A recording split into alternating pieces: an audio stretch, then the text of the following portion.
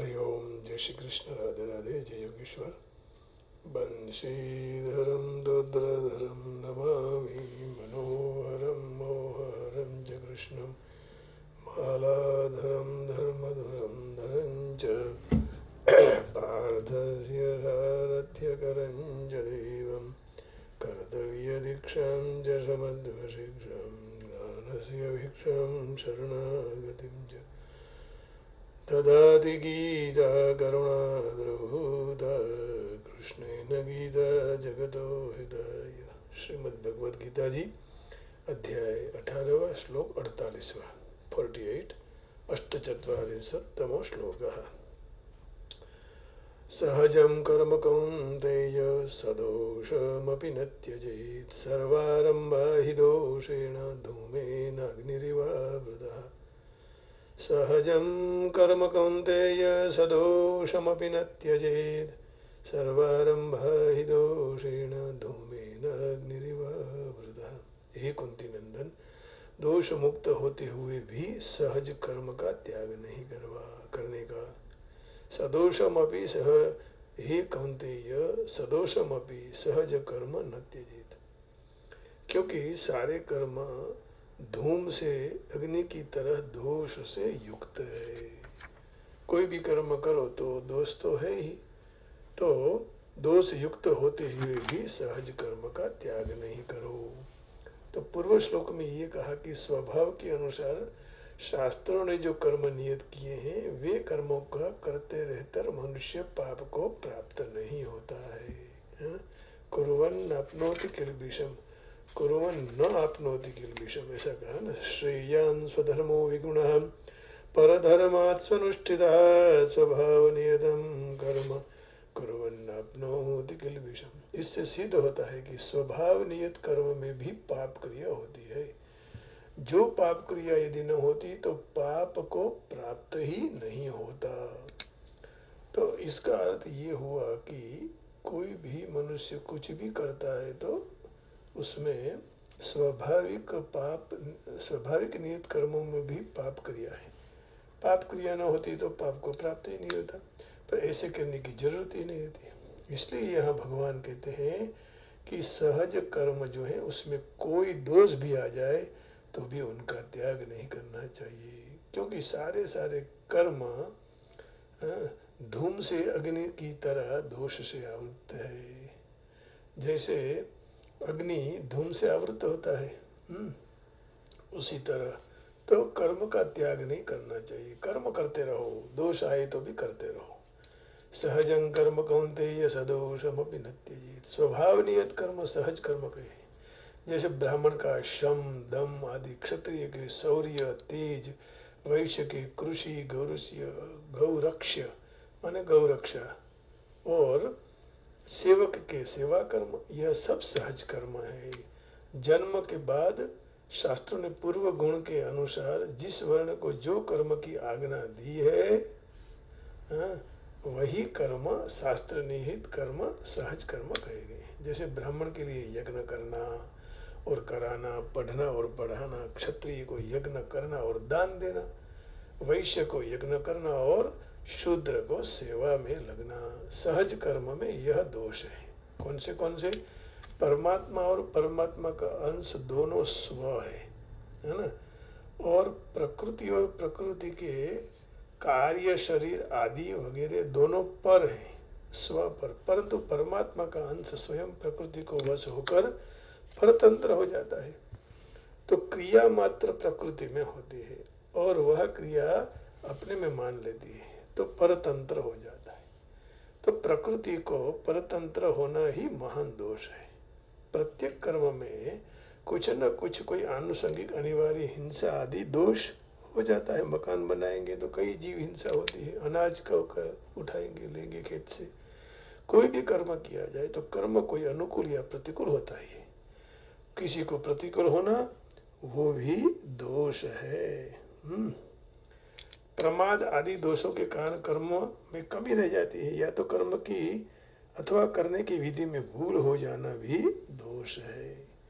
तो अपने सहज कर्म दोष भी हो तो भी उसको छोड़ना नहीं चाहिए। इसका तात्पर्य यही हुआ कि जिस तरह ब्राह्मण के कर्म जितने सौम्य हैं उतने ब्राह्मणेतर वर्णों के कर्म सौम्य नहीं है, परंतु सौम्य न होते हुए भी कर्म दूषित नहीं है। और मानने में आते अर्थात ब्राह्मण के सहज कर्मों की अपेक्षा में क्षत्रिय वैश्य आदि के सहज कर्मों में गुणों की कमी होते हुए भी उसका दोष नहीं लगता, अनिवार्य हिंसा आदि भी नहीं लगती, परंतु उनका पालन करने से लाभ होता है, कारण वह कर्म उनके स्वभाव के अनुकूल होने से करने में सुगम है और शास्त्र विहित है। ब्राह्मण के लिए भिक्षा का विधान बताया गया है। देखने में भिक्षा निर्दोष लगती है, परंतु उसमें भी दोष आ जाते हैं। कोई गृहस्थ के घर कोई भिक्षुक खड़ा है और उसी समय वहाँ दूसरा कोई भिक्षुक आ जाए तो गृहस्थों को फिर बोझा लगने लगता है कि ये दूसरा कहाँ से आ गया। तो भिक्षुकों में भी परस्पर ईर्ष्या होने की संभावना रहती है। तो भिक्षा देने वाले के घर में पूरी तैयारी न हो तो भी दुख होता है। जो कोई भी गृहस्थ भिक्षा देने का चाहता नहीं और वह घेर भिक्षुक जाए तो वह बहुत कष्ट होता है। यदि वह भिक्षा दे तो खर्च हो जाता है, नहीं देता तो भिक्षुक निराश होकर चला जाता है। इससे गृहस्थ को पाप लगता है और दूसरा बेचारा फंस जाता है। इस तरह भिक्षा में भी दोष है तो भी ब्राह्मण है उसको छोड़ना नहीं चाहिए, क्योंकि भिक्षा लेना उनका धर्म है। भिक्षा देने वाले को भी दुख, भिक्षा लेने वालों को भी दुख, माने ये कष्ट होता ही है। क्षत्रिय के लिए न्याय युक्त युद्ध प्राप्त हो जाए तो युद्ध करने से पाप नहीं लगेगा, क्योंकि युद्ध रूपी कर्म में दोष है, क्योंकि उसमें मनुष्य मरने वाले हैं। तो भी क्षत्रिय के लिए सहज शास्त्र विहित होने से दोष नहीं लगता। उसी तरह वैश्य के लिए खेती करना विधान, और खेती करने में कई जंतुओं की हिंसा होती है, तो परंतु वैश्य के लिए सहज और शास्त्र विहित होने से उनका दोष नहीं लगता। इसलिए सहज कर्म छोड़ना नहीं चाहिए। सहज कर्मों को करने में दोष पाप नहीं लगता, यह बात बराबर है, परंतु यह साधारण सहज कर्मों से मुक्ति कैसे होगी। तो इन कर्मों से मुक्त होना है तो क्या करना पड़ेगा। वास्तव में मुक्ति होने में सहज कर्म बाधक नहीं है, कामना आसक्ति होने में सहज कर्म बाधक नहीं है। कामना आसक्ति स्वार्थ अभिमान आदि में बंधन होता है, वास्तव में मुक्ति होने में सहज कर्म बाधक नहीं है, लेकिन कामना आसक्त स्वार्थ अभिमान आदि में बंधन हो जाता है, और पाप भी कामना के आदि के कारण ही होता है। इसलिए मनुष्य को निष्काम भावपूर्वक भगवत प्रीत्यर्थे सहज कर्म करने चाहिए, तब वह छूट जाएगा। निष्काम भाव से यदि कर्म करेंगे तो ही छूटने का रास्ता है। सर्वारंभा ही दोषेण धूमेन अग्निरिवावृता। जितने भी कर्म हैं सारे सारे सदोष हैं। जैसे कि अग्नि जब प्रज्वलित करते हैं तो उसमें धूम आता है। कर्म करने में स्थल काल घटना परिस्थिति आदि की परितंत्रता और दूसरों की प्रतिकूलता भी दोष है, परंतु शास्त्र ने स्वभाव के अनुसार शास्त्रों ने आज्ञा दी है ना, कि आज्ञा के अनुसार निष्काम भाव पूर्वक कर्म करते हुए मनुष्य पाप का भागीदार नहीं होता है।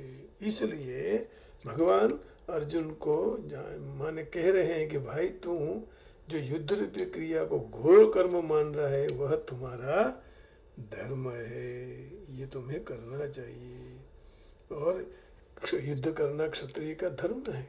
इसके सिवाय क्षत्रिय के लिए कोई दूसरा साधन है ही नहीं।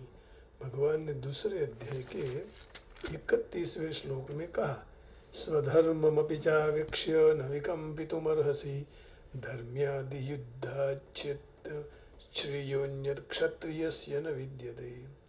स्वधर्म को अपने क्षात्र धर्म को देखते तुझे विकम्पित अर्थात कर्तव्य कर्म से विचलित नहीं होना चाहिए, क्योंकि धर्मयुक्त युद्ध से बढ़कर क्षत्रिय के लिए दूसरा कोई कल्याणकारी कर्म नहीं है। स्वधर्ममपि चावेक्ष्य न विकम्पितुमर्हसि धर्म्यादि युद्धात् श्रेयोन्यत् क्षत्रियस्य न विद्यते।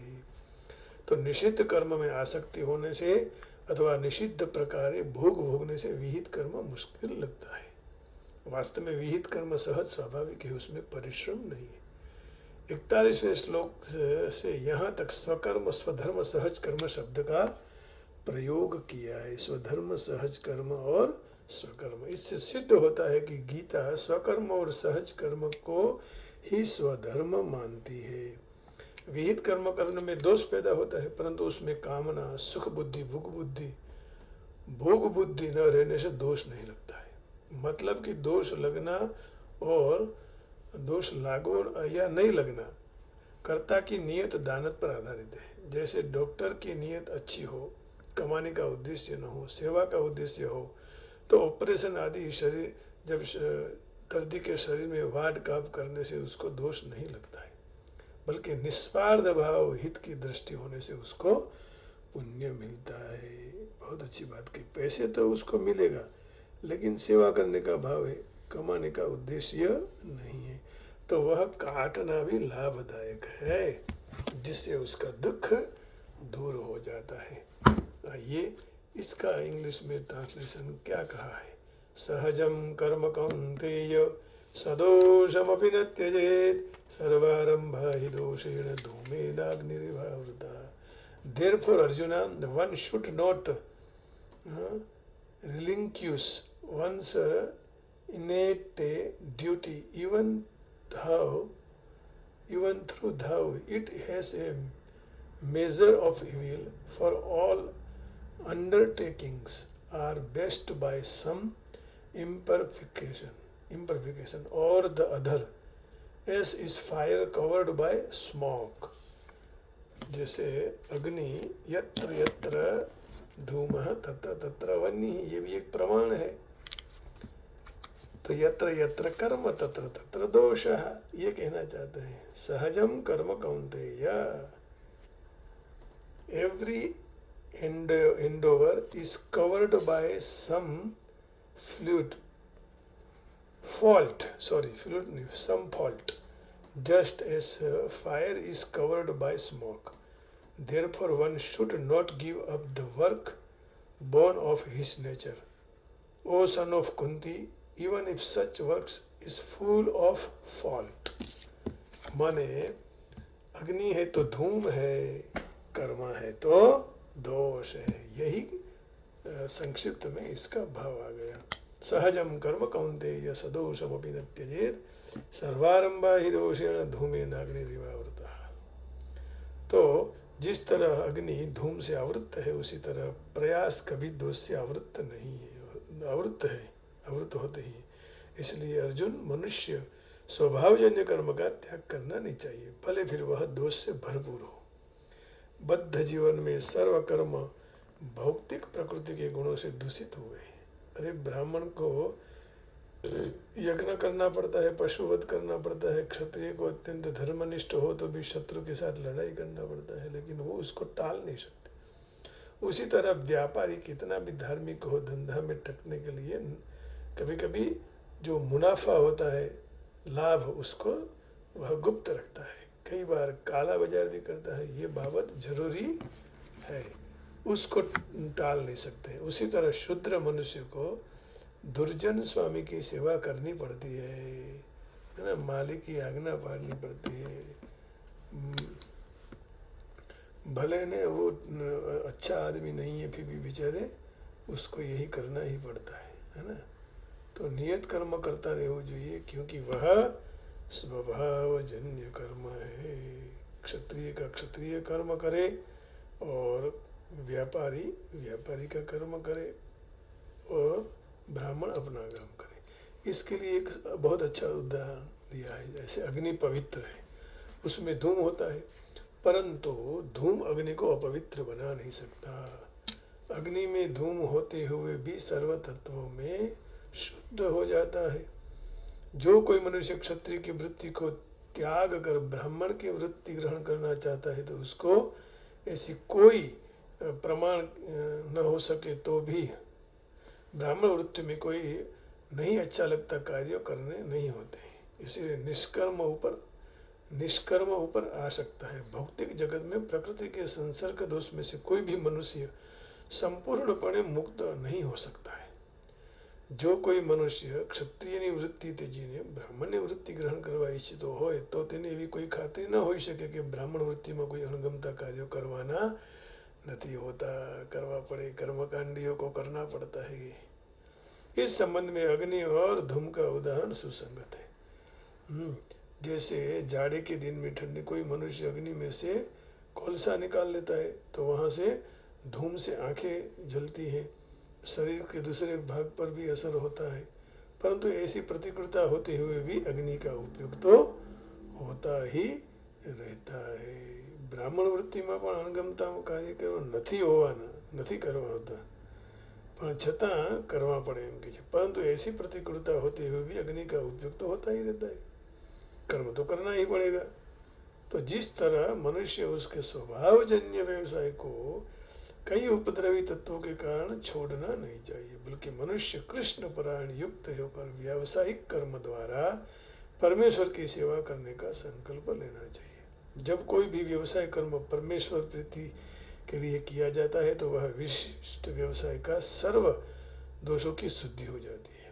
जब भक्ति के साथ संकलित कर्म के फल की शुद्धि हो जाती है तब मनुष्य अपने अंदर आत्मदर्शन कर सकता है और वही आत्म साक्षात्कार है। જ્યારે ભક્તિ સાથે સંકળાયેલા કર્મના ફળની શુદ્ધિ થઈ જાય ત્યારે મનુષ્ય પોતાની અંદર આત્મદર્શન કરી શકે છે, એ જ આત્મ સાક્ષાત્કાર છે, હે ને।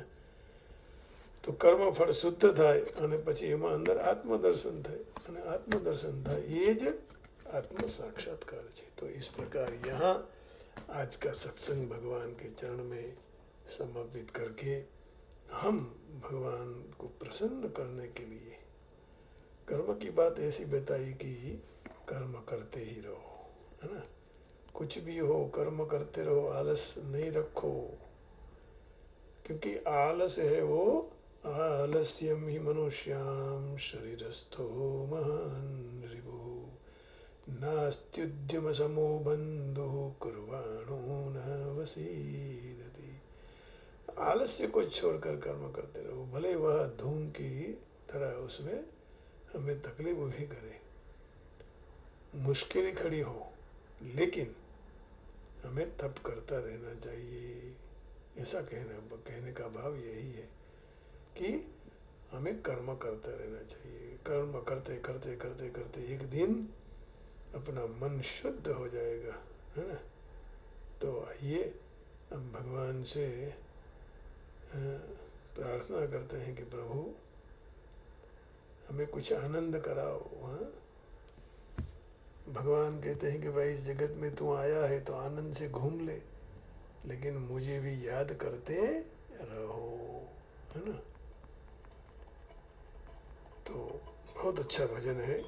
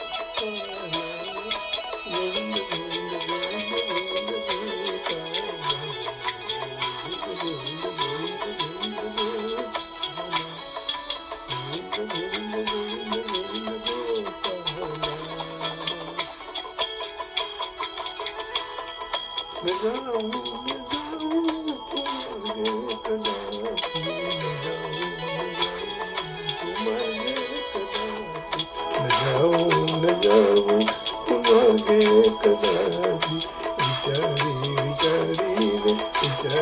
विचारीने सगला भरू मने जागनेचा करू तो करू मने जागनेचा करू तो करू शू पूछो तो मुझने के हूँ शू करूँ शू पूछो तो मुझने के हूँ शू करूँ मने जागनेचा करू तो करू मने जागनेचा करू तो करू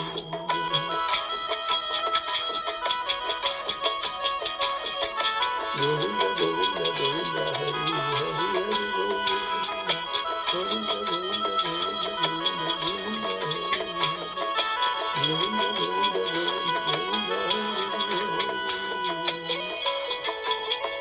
गोविंद गोविंद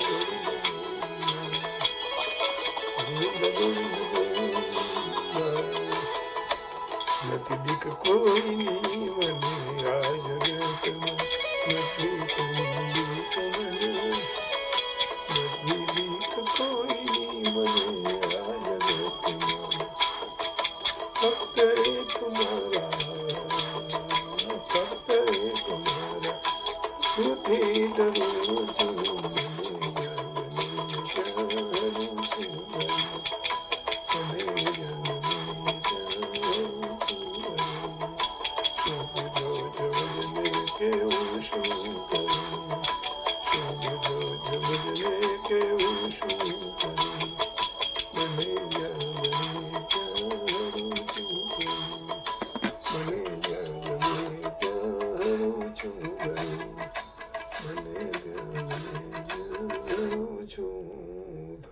છું कैसा अद्भुत भजन केरो के द्वारा इस पंडित जी ने गाया।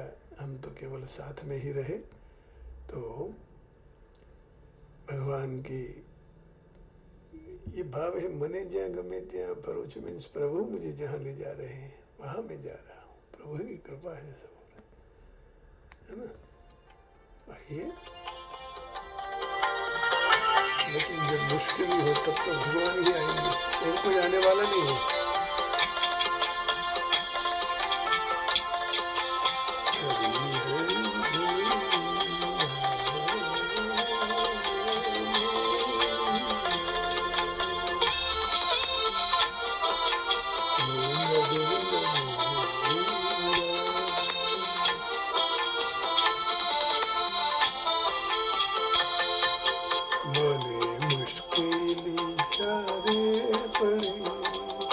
ત્યારે તને યાદ કરું, મુશ્કેલી જ્યારે પડે ત્યારે તને યાદ કરું, અને સુખમાં હું વિસરું તને, દુઃખમાં હું યાદ કરું, અને સુખમાં હું વિસરું તને, દુઃખમાં याद करूं, મને મુશ્કેલી જ્યારે પડે ત્યારે તને યાદ કરું।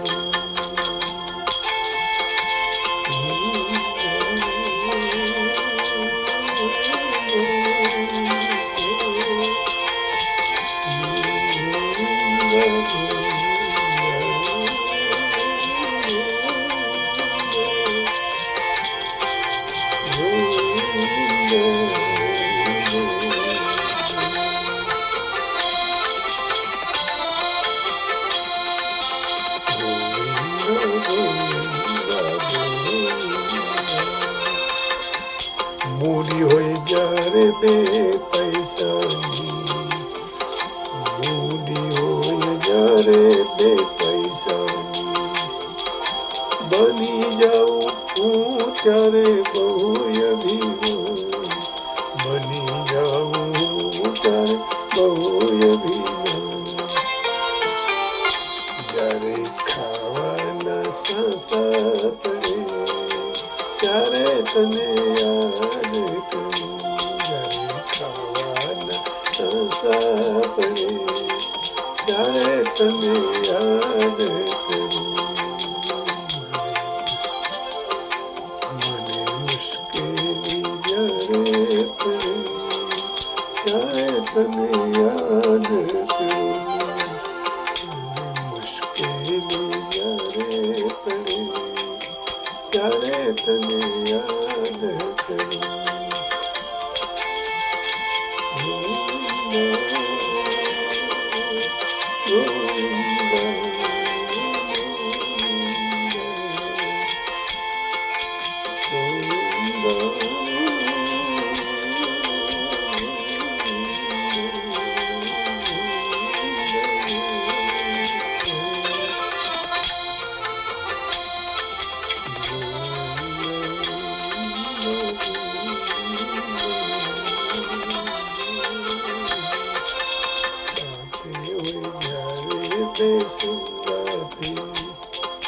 સાથી હોય જ્યારે બેસંગાતી, ગજ ગજ ફૂલે ત્યારે મારી છાતી, ગજ ગજ ફૂલે ત્યારે મારી છાતી.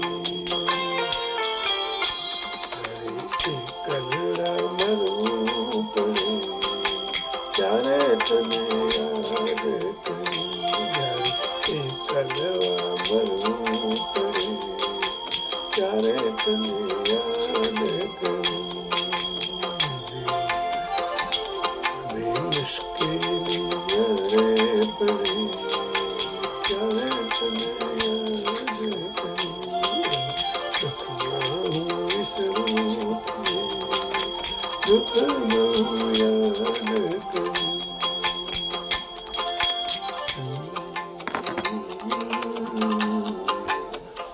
ત્યારે તને યાદ કરું.